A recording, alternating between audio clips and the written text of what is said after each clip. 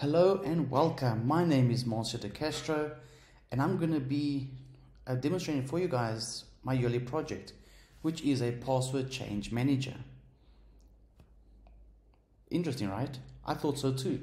So what is the problem that I'm trying to address? Well, there are three. First of all, up to 50% of help desk calls are related to password resets. And you're like, help desk calls? Correct. This program is specifically designed for companies and organizations, right? But we'll get to that in just a second. Almost 50% of people reuse their personal business passwords for workplace accounts, and I understand that, right? Being in the corporate world, passwords need to be changed on a frequent basis, and what happens is you start running out of ideas, and that's a problem, because what happens, you start getting lazier and lazier, and what happens with that, passwords start becoming easier and easier, and when those easy passwords don't make the cut, well, then you start looking at your personal passwords, and you're like, well, I've used this password for X amount of years, so never been hacked before, let me throw it into here, and that becomes a real problem. Not only are people reusing their passwords, but they are also bringing personal passwords. And that's, for a hacker or a malicious actor, a two-in-one deal, right? If you hack someone's Gmail account and they're using that same password for their work account, the first thing you're going to do is try it out. Last but not least, greater than 80% of breaches are involve a weak password or stolen credentials. And stolen credentials is important because some people believe that just because they've got a password that's 12 characters long, that they're safe. But unfortunately, not in today's world. You might have one strong password for your Facebook account, right? And you're like, they'll never hack this. Unfortunately, they don't need to. Malicious actors can just breach the database and they will take all usernames and passwords that they can, even your 12 character. And all of a sudden, that 12 character is exposed. And it starts becoming used. How do we solve this? Simple. The system that I'm proposing reduces the load on help desks. It facilitates the process of changing a password. Secondly, it ensures all passwords are unique and never reused. And lastly, the password change manager is an API. And the reason it's an API is because I want everyone to be able to use this. I want companies out there that have a login system to be like, you know what, maybe my forgot password could be better, could be more secure, right? And this is what the password change manager is about. Those companies will be able to integrate through the use of an API, everything's secured and hashed,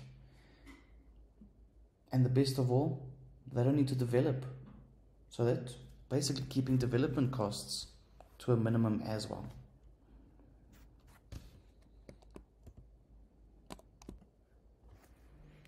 So let's do a quick demonstration. So here's this quick and simple screen.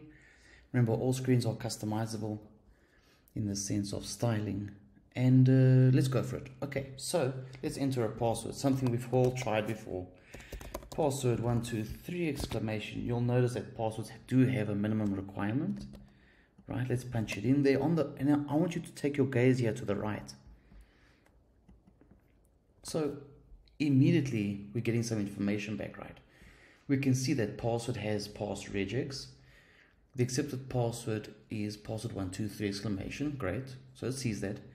And then we have a hash. This hash is this password here, password 123. And then we combine a unique salt. But most importantly is this message, and that's the password has been pawned, which means this password's been exposed to a data breach. So let's take something else, maybe something more tricky. Password 112233 at.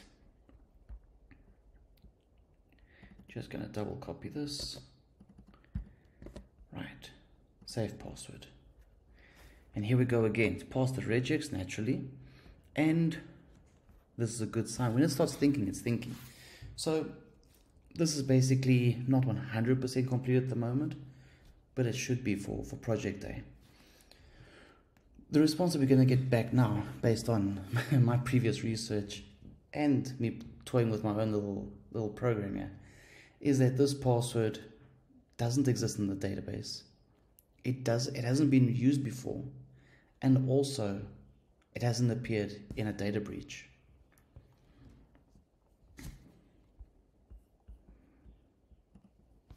Nice, so we got it back, and as we can see, there's a couple of messages for us. First of all, password doesn't exist in the database. Great. The user is not using their previous password. Even better. The user has been updated, so this password has been saved now to that user. Data inserted successfully into the database, 100%, and a password has not been exposed to a data breach. Awesome. Password generator time. Let's go to the screen. This is the auto password generator, and this is for people who really don't have passwords. They run out of ideas. Don't worry, I got you back.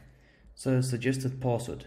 If I click on a new password here, it gives us scuff at 39 _79.